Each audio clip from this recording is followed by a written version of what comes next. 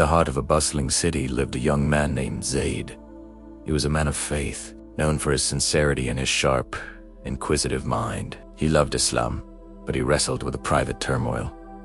His need to understand before he could obey. Every command, every prohibition, he would turn over and over in his mind, searching for the logic, the worldly benefit, the scientific reasoning. If it made sense, his heart was at peace. But if the wisdom was hidden, a quiet rebellion would stir in his soul. Why? He would whisper in his prayers, "Why must I do this if I cannot grasp the reason?" His struggle peaked during a difficult year. His small business faltered, his health declined, and his prayers for relief felt unanswered. He gave charity as commanded, but his finances only worsened. He was patient, but his trials only grew. His logical mind could not compute the equation. The dissonance between his acts of obedience and his worldly outcomes became a heavy weight. One night, feeling lost, he opened the Qur'an, his fingers tracing the verses of Surah. He began to read the story of the prophet Moses, a man of immense knowledge and stature, and his journey with the mysterious servant of Allah, known as Ok. As Zayd read, the world around him faded away, and the story unfolded in his mind's eye. Musa, the great prophet, sought to learn from Al-Qidr, a man granted special knowledge from the divine. Al-Qidr agreed to teach him, but on one condition: you will not be able to have patience with me. So if you follow me, do not ask me about anything until I myself mention it to you. Musa, confident in his resolve, agreed. Their journey began. They boarded a small boat belonging to poor fishermen who gave them passage for free. To Musa's shock, as soon as they were sailing, Al-Qidr took an axe and began to damage the vessel, pulling a plank from its hull. Musa, a man of justice and principle, could not stay silent. "Have you scuttled it to drown its people? You have done a grievous thing." Al-Qidr looked at him calmly. "Did I not say that you would not be able to have patience with me?" Zayd paused his reading, his own heart echoing Musa's outrage. It was illogical, it was ungoosed. He felt a kinship with the prophet's protest. He continued reading. Musa apologized, and they journeyed on. They came across a young boy, playing happily. Without warning, Al-Qidr took the boy's life. This time, Musa's horror was absolute. "Have you killed an innocent soul who has killed no one? You have done a terrible, unforgivable thing." It was a violation of the most sacred laws, a crime against God and man. Al-Qidra's gaze was steady, tinged with a sad wisdom. "Did I not tell you that you would not be able to have patience with me?" Zayd's mind reeled. How could this be? This was not just illogical.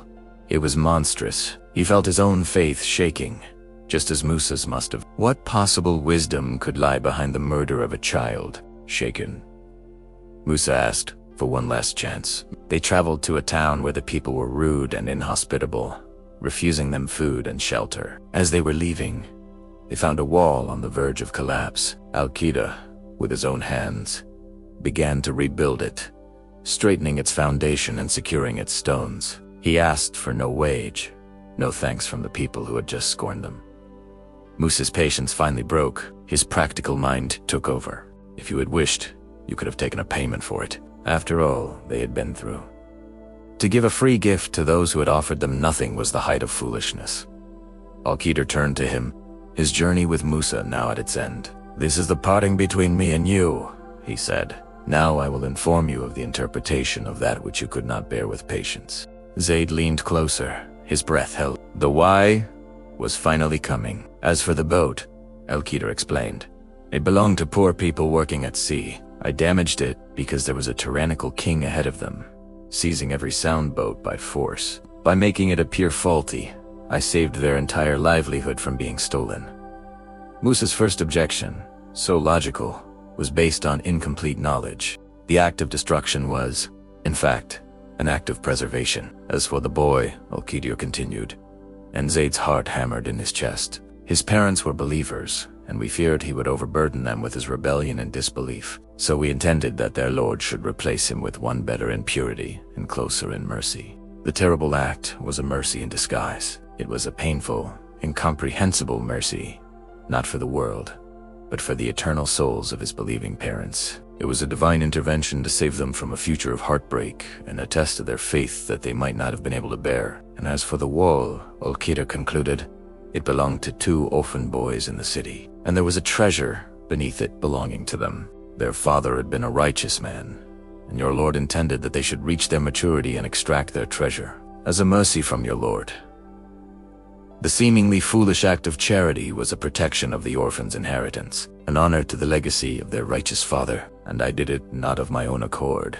Al-Qaeda finished. That is the interpretation of that which you could not bear with patience. Zayd closed the Qur'an, but the story was still blazing in his mind. He saw himself in Musa logical, righteous, but ultimately limited. He saw the events of his own life in Al-Qaeda's actions. The business that faltered was at a damaged boat, being saved from a greater calamity he could not yet see. The unanswered prayers for health were they? Perhaps a protection from some other, unseen harm. He had been looking at the world through a keyhole, seeing only a fraction of the picture, and judging the entire masterpiece based on that tiny, incomplete view. He demanded that the infinite wisdom of the Creator conform to the finite logic of his creation. For the first time, Zayd understood. True faith was not about having all the answers.